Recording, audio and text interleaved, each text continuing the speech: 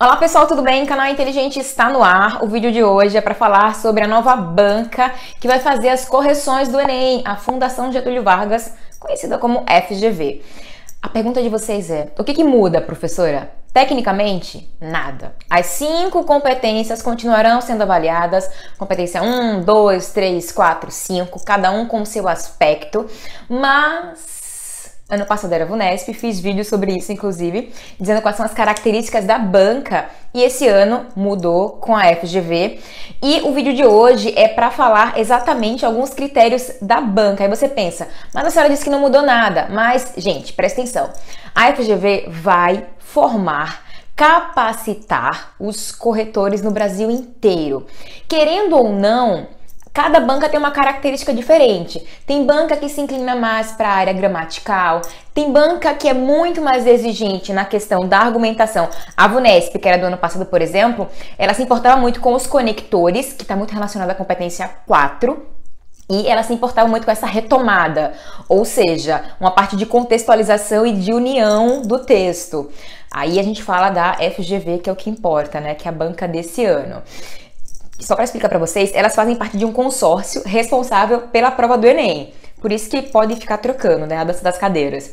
E esse ano ficou com a FGV, que é considerada muito exigente. Ela é uma banca conceituada no Brasil inteiro, responsável pelos principais concursos do país, exatamente pela forma que ela tem de ser extremamente exigente. Mas isso é positivo, né? Porque mostra que os corretores estarão melhores capacitados para corrigir as redações. Espera aí que a pulseira tá fazendo muito barulho.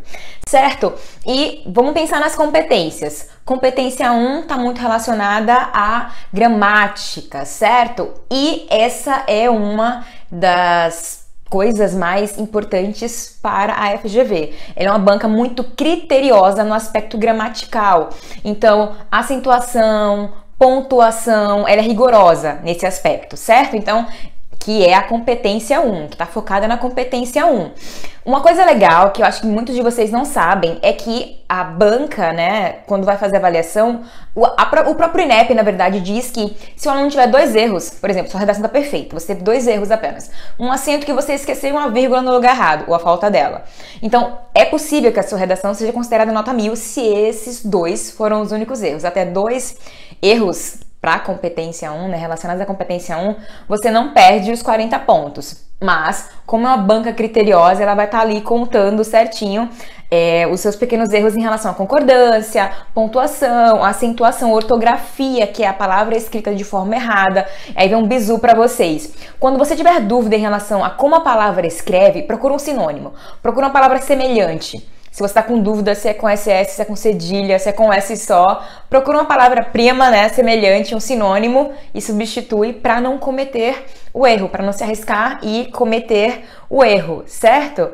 E como consequência, uma outra exigência é o bom vocabulário. Se é uma banca que foca muito no gramatical, é uma banca que vai cobrar ali um vocabulário mais bem aproveitado, certo? Eu não quero que isso faça vocês pensarem que eu tenho que escrever palavras difíceis. Não, é você saber fazer bom uso do vocabulário que vocês têm, ok? Uma outra característica também da FGV é que ela também se importa com essas retomadas de conteúdo. Por exemplo, você citou Brás Cubas na sua introdução. Você poder retomar ele na conclusão, certo? E dizer, que isso não se repita, ou ele vai ficar orgulhoso. Uma retomada que tenha relação com o que você falou na introdução, pode ser qualquer outra citação, é muito positivo. Por quê, professora? Mostra que seu texto está conectado, mostra que aquela citação não está ali à toa, não está ali para enfeitar ou para dizer que você tem repertório. Repertório também é uma outra coisa muito importante, certo? Repertório é relacionado à competência 2, é onde você mostra o quão variado é o seu repertório, o quanto de conteúdo você tem sobre aquele assunto, certo? Então é uma coisa que eles valorizam bastante. E essa retomada de conteúdo é importante e valorizado.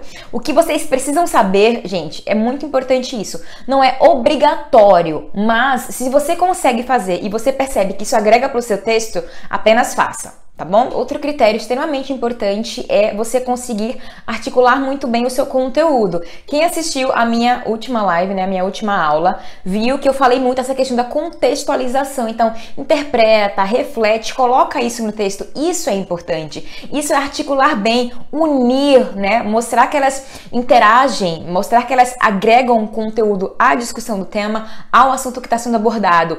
Então, articular bem o conteúdo que você coloca no texto, essa preocupação, inclusive leva em consideração o uso de bons conectivos, coisa que eu também abordei na última aula, é muito importante. Então, leve em consideração, tecnicamente, é uma banca muito técnica. Meu Deus, foi redundante, desculpa. É uma banca muito técnica, então a banca que se importa como você escreve, se você escreve muito bem, se você comete poucos erros, se o conteúdo está conectado, se você consegue fazer retomada de conteúdo. Então, prestem atenção nisso, porque, ou seja, são detalhes, mas isso não significa que não se importam com a argumentação, pelo contrário, certo? O argumento é muito importante, repertório para eles também é muito importante, mas isso, na verdade, é uma exigência de base do INEP. Tá? E aí eles acabam levando também na hora da avaliação. Mas com certeza o ponto forte da FGV é ela ser uma banca mais gramatiqueira, né? Uma banca mais ligada à gramática. Então, eu vou soltar alguns vídeos, sim, especiais, né? Direcionados à gramática. Vai ser vídeo de língua portuguesa, mas eu vou estar sempre inclinando o conteúdo para vocês utilizarem na redação. Aplicar bem, principalmente concordância e regência, que eu sei que é uma coisa que vocês erram bastante.